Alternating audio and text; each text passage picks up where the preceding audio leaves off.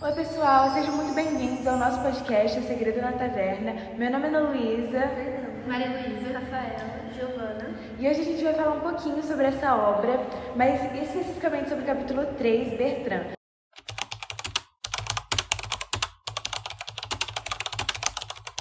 Vamos relembrar a história?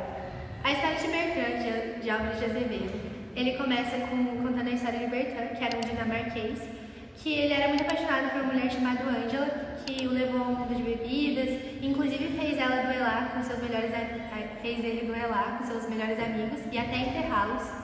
E ele decide que ele ia casar com ela, só que quando ele decide que ele ia casar com ela, o pai dele manda uma carta para ele e faz ele voltar para a Dinamarca. Lá ele ficou 2 anos e o pai dele já tinha falecido, e ele, com muitas saudades da Ângela, ele decide voltar para se encontrar com ela. Só que quando ele chega lá, ela já estava casada e já tinha um filho. E com o decorrer da história, eles começam a se relacionar, mesmo ela já sendo casada, e ela vai lá e mata o marido dela e o filho dela para poder ficar com o Bertrand. Diante disso, começa a acontecer muitas coisas. Eles começam a viajar pelo mundo, fazendo grandes orgias e fazendo coisas assim muito loucas. E aí, quando eles assim estão no ápice assim, da loucura e tal, ela foge e larga o Bertrand. Depois disso, ele começa a ficar muito louco, muito problemático mesmo. E ele começa a se envolver mais no mundo da bebida e se relacionar com várias mulheres. E aí, com o decorrer da história, vai acontecendo cada vez coisas mais sombrias.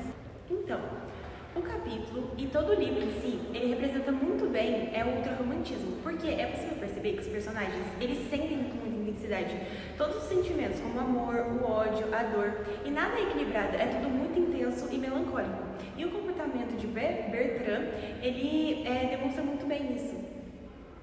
Sim, e quando ele se envolve emocionalmente, ele nunca age de forma pacífica ou calma, nunca busca entender as relações ou o que está acontecendo. Ele sempre age de uma forma muito impulsiva, com emoções muito intensas. Então isso mostra como que ele não está nada ligado à razão, ele sempre age muito na emoção mesmo. Outra coisa que acontece muito na história é que o Bertrand, ele acaba sendo um contraditório. No momento ele está agindo com muitas emoções e no outro ele está sendo totalmente frio ou egoísta, né, também. E isso deixa muito claro que ele está sempre muito focado nele mesmo, no seu próprio ponto de vista, o que lembra muito o egocentrismo, né? Não sei se é assim, mas nos dias atuais, os leitores ficam muito chocados ao ver que nessa história tem canibalismo e infanticídio. Na obra, até onde eu sei, não é bem retratado como uma coisa boa, na verdade mostrando até onde os personagens vão no extremo da loucura deles. Vocês podem me contar mais ou menos o que aconteceu nessa parte? Então, a gente parou contando a parte que ele foi resgatado pelo Sr. Fildalgo, né? Depois que a Ângela larga ele fica muito chateado e começa a se embebedar cada vez mais, e até que ele é atropelado, é ferido, e ele é salvo por um senhor que tinha uma filha, e ele se casa com essa filha e foge com ela. Numa mesa de jogos, assim, de aposta, ele vende essa filha, essa mulher que ele estava casado agora, por um pirata. E aí ela, mata o pirata e depois se mata. E ele, com toda essa situação, fica muito abalado e tenta se matar afogado também. Só que aí ele é salvo por um comandante, e esse comandante tinha uma esposa e ele começa a se relacionar com a esposa desse comandante. Só que em meio ao mar e tal, acontece uma tempestade e o navio naufraga. E aí, depois que o navio naufraga e não tinha mais comida, depois de um tempo, e aí só sobra o comandante, a mulher dele e o Bertrand. E aí eles jogam na sorte quem que ia servir de alimento para eles, que é aí que inicia a parte do canibalismo. E acaba sendo o comandante, e ele começa a implorar misericórdia, e eles começam uma luta e matam o comandante. E ele serve de alimento para a mulher do comandante por Bertrand por longos dias. Só que começa a parte da insanidade dos personagens, porque a mulher começa até a gargalhar e o Bertrand fica desconfortável com essa situação e mata a mulher também, e ela serve de alimento para o Bertrand também.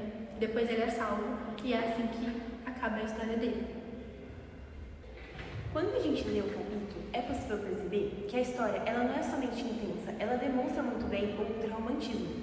porque ele mostra que as ações, elas estão acima da razão. Tanto nos relacionamentos como nas ações de Bertrand, ele sempre leva tudo ao extremo. Então, isso demonstra muito bem a realidade desse cenário do ultrarromantismo.